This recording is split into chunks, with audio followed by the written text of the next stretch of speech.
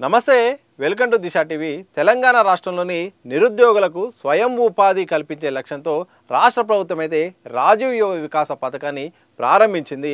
ఇందులో భాగంగా ST, SC, BC, minority, EWS, EBC వాళ్ళకైతే మాత్రం ఈ యొక్క అవకాశాన్ని అయితే కల్పించింది. ఇందులో భాగంగా సుమారు 50,000 నుండి 4 లక్షల వరకు అయితే సబ్సిడీపై ఆర్థిక సాయం అందించి స్వయం ఉపాధి లక్ష్యంగా ఈ యొక్క పథకాన్ని అయితే రాష్ట్ర ప్రభుత్వం అయితే ప్రారంభించింది. దరఖాస్తులు కూడా స్వీకరిస్తుంది. అయితే 2-3 అంశాలు అయితే ఇబ్బందికరంగా మారిన సందర్భంలో ఇక దానికి సంబంధించిన ఒక కీలక అప్డేట్ కూడా బీసీ కార్పొరేషన్ ఇచ్చింది. ఒకటి, దరఖాస్తు డేట్ అనేది ఏప్రిల్ 5 వరకు ఉండడంతో ఎక్కువగా దరఖాస్తులు నమోదవుతున్నాయి. వెబ్సైట్లో మొత్తం సర్వర్ డౌన్ అవుతుంది. కీలక సర్టిఫికేట్లు అందుబాటులో లేకపోవడంతో దరఖాస్తుదారులు అయితే పెద్ద ఎత్తున ఆందోళన చెందుతున్నారు. ఈ నేపథ్యంలో మాత్రం ఎవరూ ఇబ్బంది పడొద్దు, దీన్ని దృష్టిలో పెట్టుకొని ఏప్రిల్ 5 నుండి ఏప్రిల్ 14 వరకు మాత్రం దీన్ని పెంచుతున్నాం. 14 చివరి తేదీ వరకు మీరు అప్లై చేసుకోవచ్చు అంటూ కూడా సర్కార్ అయితే ఒక కీలకమైన సమాచారాన్ని అయితే ఇచ్చింది. ఇక మరొక అంశం కూడా పెద్ద ఎత్తున రాద్ధాంతం అవుతుంది. అదే ఇన్కమ్ సర్టిఫికేట్. ఇన్కమ్ సర్టిఫికేట్ అనేది మ్యాండేటరీ చేయడంతో ఈ ఆశావాహులు కూడా పెద్ద ఎత్తున మీ సేవా కేంద్రాల దగ్గరికి వెళ్ళారు. అక్కడ దరఖాస్తులు చేస్తున్నారు. అక్కడ సర్వర్ కారణంగా సకాలంలో సర్టిఫికేటు రాని కారణంగా చాలామంది కూడా ఆందోళన చెందిన సందర్భం నేపథ్యంలో దీన్ని దృష్టిలో పెట్టుకొని కూడా సర్కారు వీళ్ళకు కూడా ఒక శుభవార్త అయితే చెప్పింది. ఎవరికైతే రేషన్ కార్డు లేదా ఫుడ్ సెక్యూరిటీ కార్డు ఉంటుందో వాళ్ళు ఇన్కమ్ సర్టిఫికేట్ లేకుండా అప్లై చేసుకోవచ్చు. ఎలాంటి ఇబ్బంది పడాల్సిన అవసరం లేదని కూడా ఆశా వాళ్ళకు సర్కార్ గుడ్ న్యూస్ చెప్పింది. దీంతో చాలామందికి ఈ విషయంలో మాత్రం ఊరట లభించింది. ఎందుకంటే ఉన్న పలంగా ఇన్కమ్ సర్టిఫికేట్ అప్లై చేసుకోవడం, అటు మండల ఆఫీస్ పైన కూడా పెద్ద ఎత్తున భారం పడడం, ఇక వందల సర్టిఫికేట్లు కూడా అక్కడ ఉండడంతో సకాలంలో అందకపోవడంతో ఇటు అధికారులపై ఒత్తిడి పెరుగుతుంది, ఇటు ఆశావాహుల్లో ఆందోళన నెలకొంటుంది. ఇలాంటి సందర్భంలో ఇన్కమ్ సర్టిఫికేట్ అనేది మ్యాండేటరీ కాదు.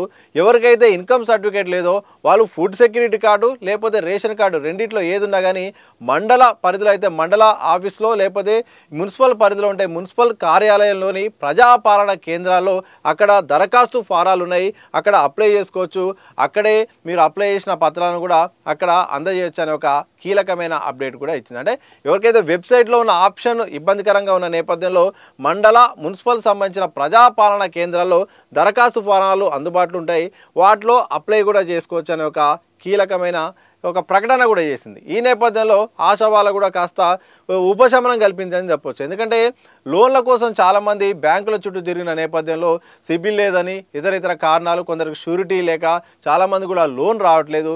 ఇలాంటి సందర్భంలో ఉపాధి లక్ష్యంగా స్వయం ఉపాధి కోసం తెలంగాణ ప్రభుత్వం అయితే మాత్రం 50,000 నుండి 4 లక్షల వరకు మాత్రం యూనిట్ బట్టి కూడా వ్యాపార అవకాశాలకైతే అవకాశం ఇస్తుంది. అందులో భాగంగా దరఖాస్తులను స్వీకరిస్తుంది. ప్రభుత్వ వర్గాల సమాచారం ప్రకారం ఇప్పటికీ దరఖాస్తుల సంఖ్య ప్రకారం చూస్తే సుమారు 7 లక్షల దరఖాస్తులు వచ్చాయట.